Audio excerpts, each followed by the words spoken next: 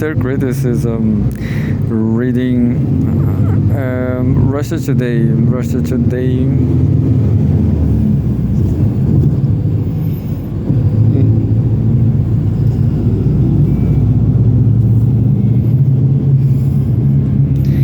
There's some delay on Russia Today. Come on, Russia Today. So here we go, Russia Today. Well, there's some delay.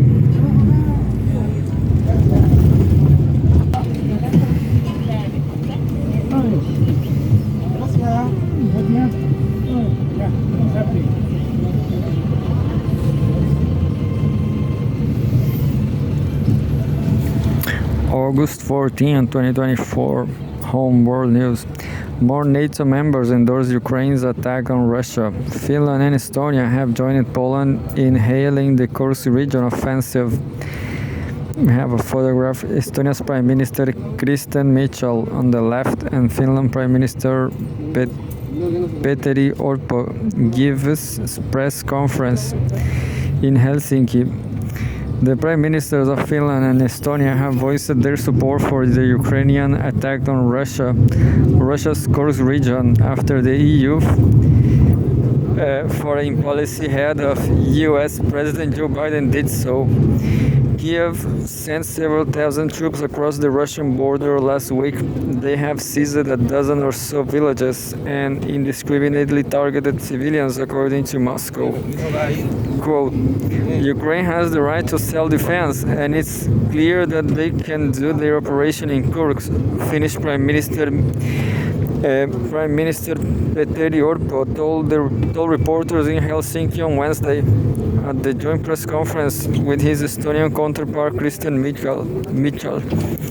Quote, we fully support Ukraine in its different operations and personally I wish them luck, Mitchell said.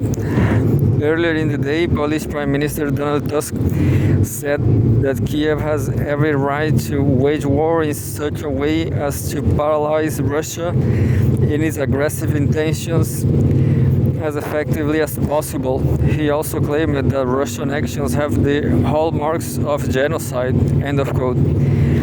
Most Western leaders declined to comment on Russia's assault as late as Monday, choosing instead to make general statements endorsing self-defense on part of Kiev.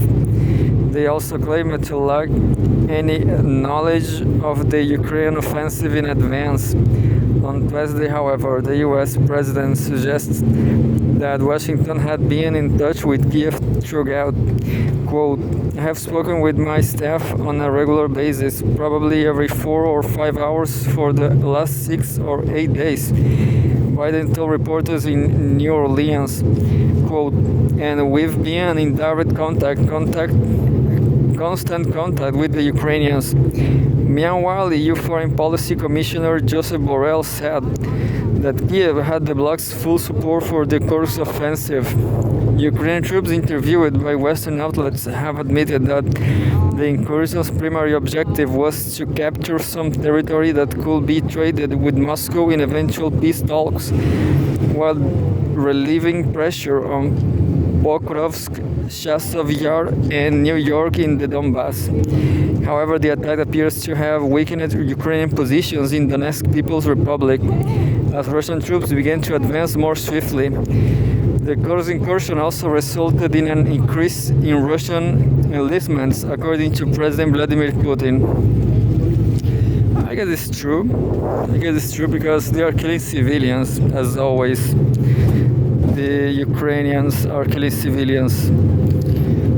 And, well, they are losing. And I guess this is the last incursion, because there's no more army.